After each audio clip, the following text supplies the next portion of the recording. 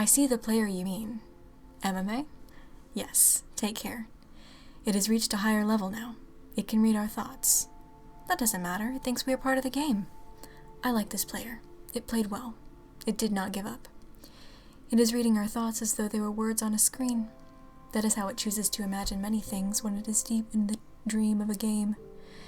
Words make a wonderful interface, very flexible, and less terrifying than staring at the reality behind the screen.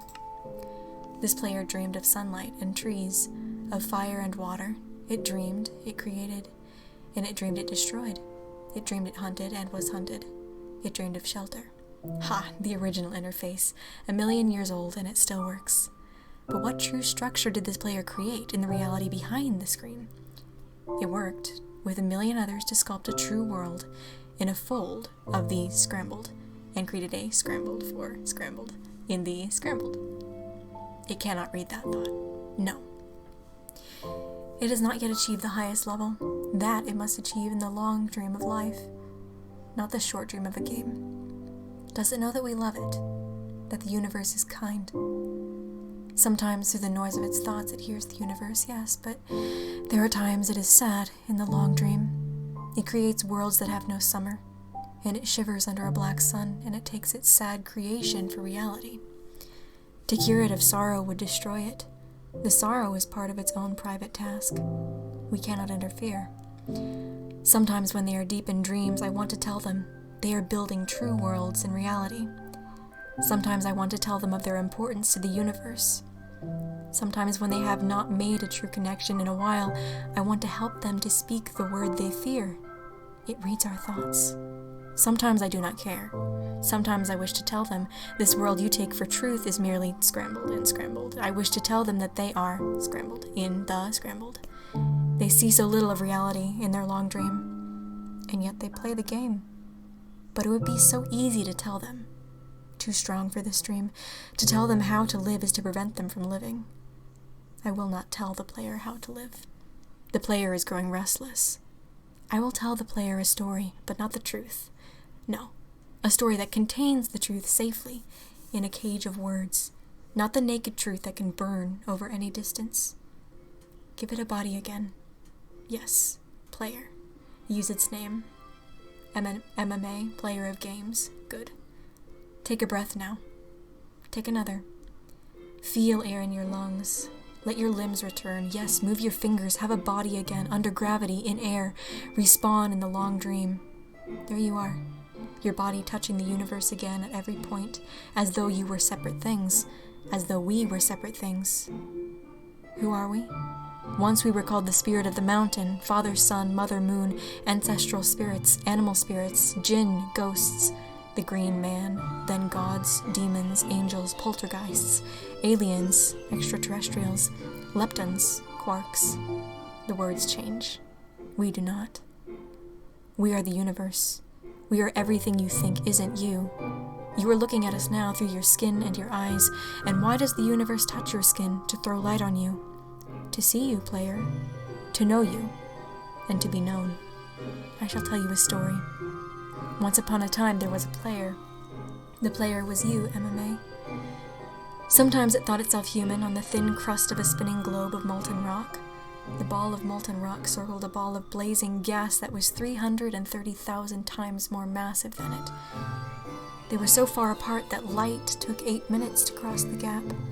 The light was information from a star, and it could burn your skin from 150 million kilometers away.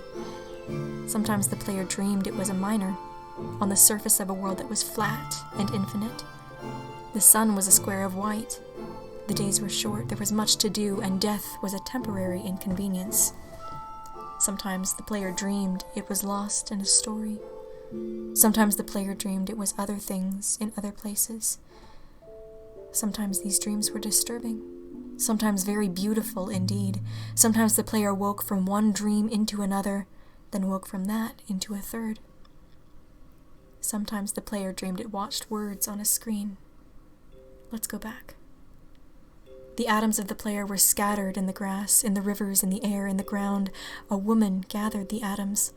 She drank and ate and inhaled, and the woman assembled the player in her body. and the player awoke from the warm, dark world of its mother's body into the long dream. And the player was a new story, never told before, written in letters of DNA. And the player was a new program, never run before, generated by a source code 1 billion years old. And the player was a new human, never alive before, made from nothing but milk and love. You are the player, the story, the program, the human, made from nothing but milk and love. Let's go further back. The 7 billion atoms of the player's body were created long before this time in the heart of a star. So the player too is information from a star.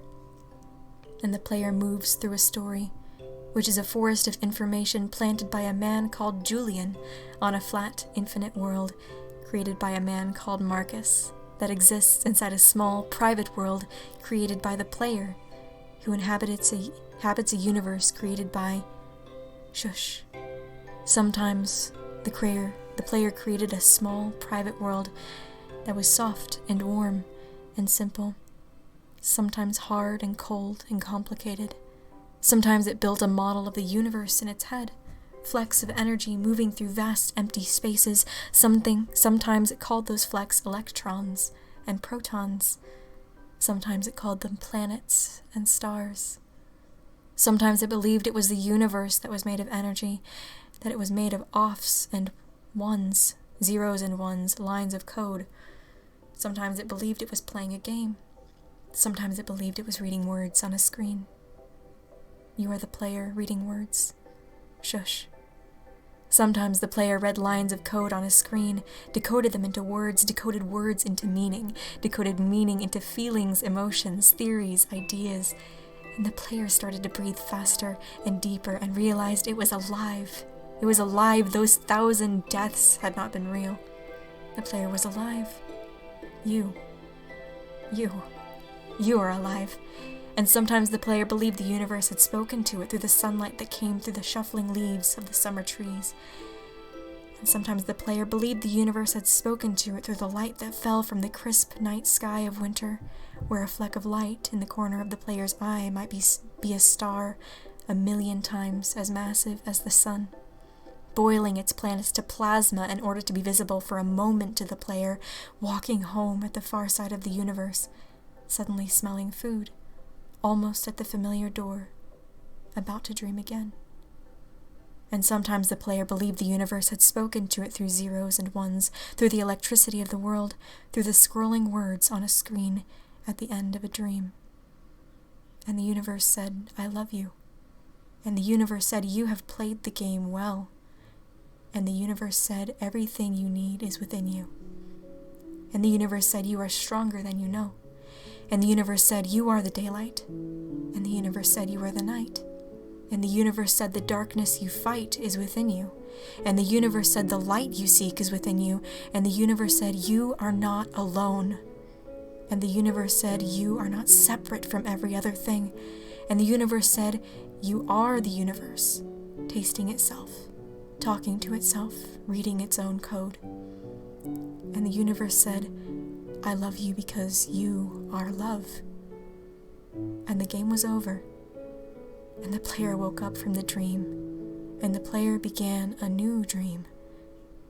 And the player dreamed again, dreamed better. And the player was the universe. And the player was love. You are the player. Wake up.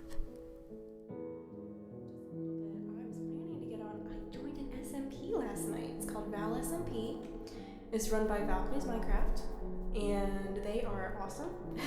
We got on last night. We played for a few hours. I don't actually know how long exactly I was on, but it was just great. We had a group of people on. It was the very beginning of the server, and I think it was like 10 of us, 10 to 12 of us. We had a great time. I don't put myself out there for people to watch.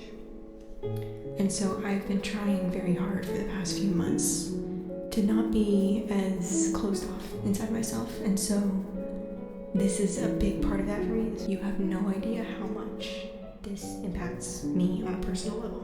34 people. That's a lot of people. It really is. If there were 34 people that came to just like sit in an audience and listen to me talk on a stage. That is huge. That's huge. And so, again, thank you guys so much. I'm gonna make a clip of this, and in 1 year, I'm gonna see how far we've come. Who knows if I'll even be on at that time, but it's my plan to stay on and keep doing exactly what I've been doing, improving, hopefully. So, I'll talk to you guys soon. And until next time, stay safe, stay kind.